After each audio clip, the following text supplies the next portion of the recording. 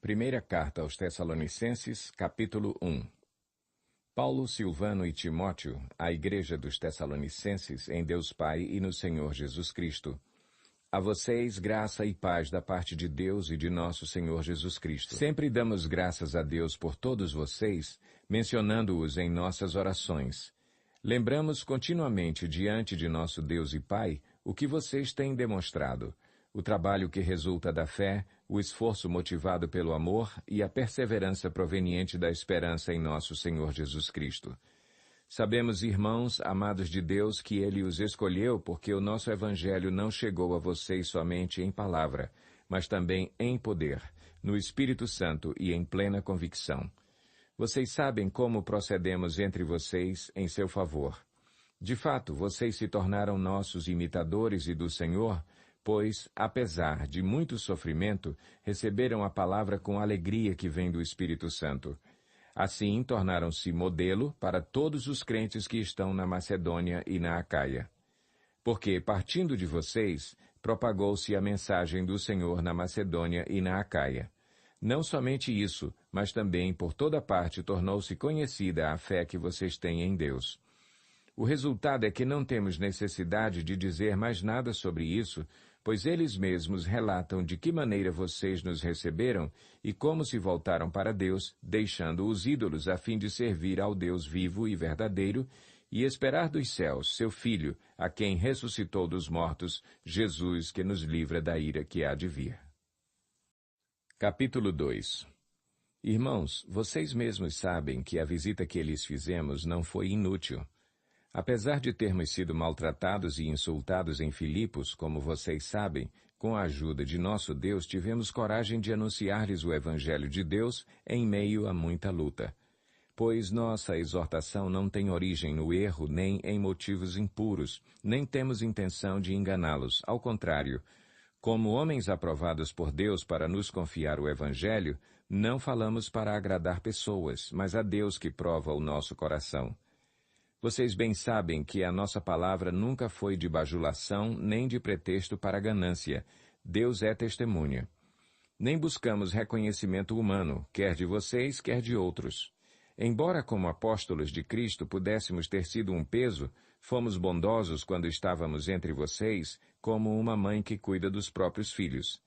Sentindo assim tanta afeição por vocês, decidimos dar-lhes não somente o Evangelho de Deus, mas também a nossa própria vida, porque vocês se tornaram muito amados por nós.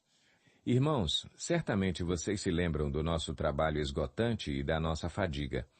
Trabalhamos noite e dia para não sermos pesados a ninguém enquanto lhes pregávamos o Evangelho de Deus.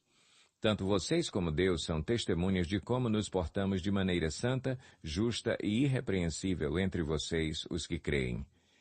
Pois vocês sabem que tratamos cada um como um pai trata seus filhos, exortando, consolando e dando testemunho para que vocês vivam de maneira digna de Deus, que os chamou para o seu reino e glória. Também agradecemos a Deus sem cessar o fato de que, ao receberem de nossa parte a palavra de Deus, vocês a aceitaram, não como palavra de homens, mas conforme ela verdadeiramente é, como palavra de Deus que atua com eficácia em vocês, os que creem. Porque vocês, irmãos, tornaram-se imitadores das igrejas de Deus em Cristo Jesus que estão na Judeia. Vocês sofreram da parte dos seus próprios conterrâneos as mesmas coisas que aquelas igrejas sofreram da parte dos judeus, que mataram o Senhor Jesus e os profetas e também nos perseguiram. Eles desagradam a Deus e são hostis a todos, esforçando-se para nos impedir que falemos aos gentios e estes sejam salvos. Dessa forma, continuam acumulando seus pecados. Sobre eles, finalmente, veio a ira. Nós, porém, irmãos, privados da companhia de vocês por breve tempo, em pessoa, mas não no coração, esforçamo-nos ainda mais para vê-los pessoalmente pela saudade que temos de vocês. Quisemos visitá-los, eu mesmo, Paulo, o quis, e não apenas uma vez, mas duas. Satanás, porém, nos impediu. Pois quem é a nossa esperança, alegria ou coroa em quem nos gloriamos perante o Senhor Jesus na sua vinda? Não são vocês? De fato, vocês são a nossa glória e a nossa alegria. Capítulo 3. Por isso, quando não podemos mais suportar, achamos por bem permanecer sozinhos em Atenas e assim enviamos Timóteo, nosso irmão e cooperador de Deus no Evangelho de Cristo, para fortalecê-los e dar-lhes ânimo na fé, para que ninguém seja abalado por essas tribulações. Vocês sabem muito bem que fomos designados para isso. Quando estávamos com vocês, já lhes dizíamos que seríamos perseguidos, o que realmente aconteceu, como vocês sabem. Por essa razão, não suportando mais, enviei Timóteo para saber a respeito da fé que vocês têm, a fim de que o tentador não os seduzisse, tornando inútil o nosso esforço. Agora, porém, Timóteo acaba de chegar da parte de vocês, dando-nos boas notícias a respeito da fé e do amor que vocês têm. Ele nos falou que vocês sempre guardam boas recordações de nós, desejando ver-nos, assim como nós queremos vê-los. Por isso, irmãos, em toda a nossa necessidade e tribulação, ficamos animados quando soubemos da sua fé, pois agora vivemos, visto que vocês estão firmes no Senhor. Como podemos ser suficientemente gratos a Deus por vocês, por toda a alegria que temos diante dele por causa de vocês? Noite e dia insistimos em orar para que possamos vê-los pessoalmente e suprir o que falta à sua fé. Que o próprio Deus, nosso Pai e nosso Senhor Jesus preparem o nosso caminho até vocês. Que o Senhor faça crescer e transbordar o amor que vocês têm uns para com os outros e para com todos, a exemplo do nosso amor por vocês. Que Ele fortaleça o coração de vocês para serem irrepreensíveis em santidade diante de nosso Deus e Pai, na vinda de nosso Senhor Jesus com todos os seus santos. Capítulo 4. Quanto ao mais, irmãos, já os instruímos acerca de como viver a fim de agradar a Deus e, de fato, assim vocês estão procedendo. Agora lhes pedimos e exortamos no Senhor Jesus que cresçam nisso cada vez mais, pois vocês conhecem os mandamentos que lhes demos pela autoridade do Senhor Jesus. A vontade de Deus é que vocês sejam santificados. Abstenham-se da imoralidade sexual. Cada um saiba controlar o seu próprio corpo de maneira santa e honrosa, não dominado pela paixão de desejos desenfreados como os pagãos que desconhecem a Deus. Neste assunto, ninguém prejudique seu irmão, nem dele se aproveite. O Senhor castigará todas essas práticas, como já lhes dissemos e asseguramos. Porque Deus não nos chamou para a impureza, mas para a santidade. Portanto, aquele que rejeita estas coisas não está rejeitando o homem, mas a Deus que lhes dá o seu Espírito Santo. Quanto ao amor fraternal, não precisamos escrever-lhes, pois vocês mesmos já foram ensinados por Deus a se amarem uns aos outros. E, de fato, vocês amam todos os irmãos em toda a Macedônia. Contudo, irmãos, insistimos com vocês que cada vez mais assim procedam.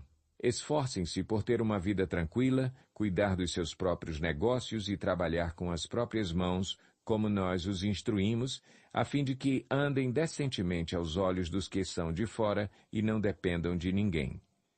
Irmãos, não queremos que vocês sejam ignorantes quanto aos que dormem, para que não se entristeçam como os outros que não têm esperança.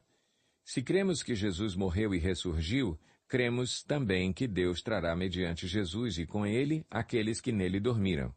Dizemos a vocês, pela palavra do Senhor, que nós, os que estivermos vivos, os que ficarmos até a vinda do Senhor, certamente não precederemos os que dormem. Pois, dada a ordem, com a voz do arcanjo e o ressoar da trombeta de Deus, o próprio Senhor descerá dos céus e os mortos em Cristo ressuscitarão primeiro. Depois, nós, os que estivermos vivos, seremos arrebatados com eles nas nuvens para o encontro com o Senhor nos ares. E assim estaremos com o Senhor para sempre. Consolem-se uns aos outros com essas palavras. Capítulo 5. Irmãos, quanto aos tempos e épocas, não precisamos escrever-lhes, pois vocês mesmos sabem perfeitamente que o dia do Senhor virá como ladrão à noite.